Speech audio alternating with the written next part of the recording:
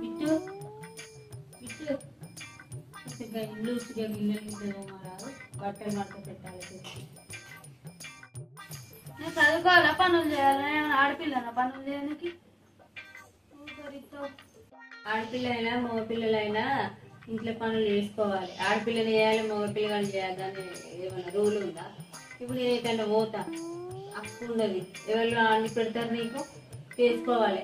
గిన్నెలు తోముడు, ఇల్లు ఉడుచుడు, అన్నం వండుకుడు నేర్చుకోవాలి. ఇంకోసారి ఆడపిల్లకు పనులు అని అనద్దు, ఆడపిల్లల పనులు అని అనద్దు. ఇంకోసారి తప్ప అట్లా అనద్దు.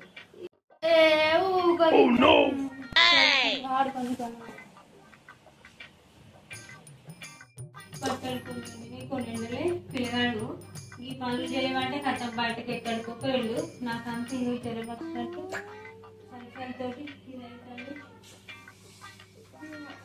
అనుకుంటా చేసేది. నా వల్ల అయితే లేదు. ఇక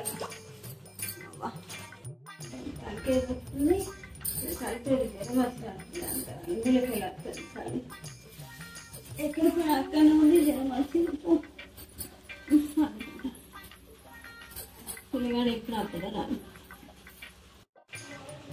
ఇక్కడ పనులు అక్కడే ఉన్నాయి. ఏం చేస్తున్నా పిల్లగాడు చేయనని నాకేం శాస్త్రం ఎంత చెప్పాలి. ఏం చేస్తుంది ఉందని మెల్లగా చేసుకుంటా. జ్వరం ఉన్నా చేయడు, ఏదన్నా చేయడు. ఎట్లానో ఏమో పిల్లలు చేసే బండుకొని లేచి A few moments later. Mummy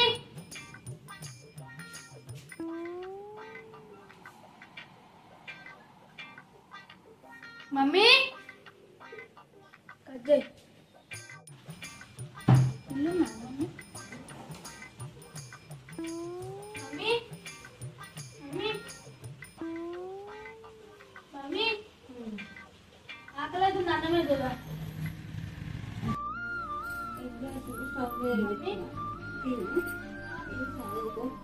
మెల్లగా వేసి ఎక్కడ పనులు అక్కడ ఉన్నాయి చేస్తా.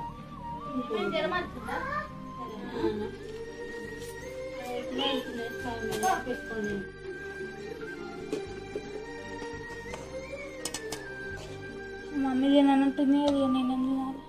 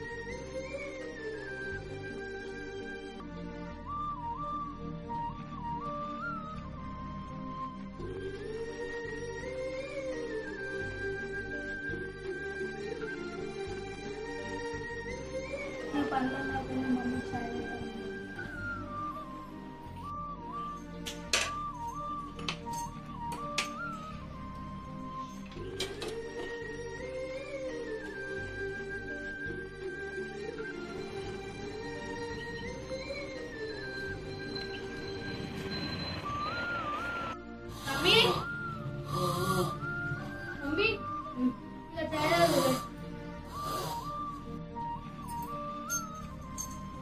చాయ్ వేడి చేయొచ్చింది అక్క.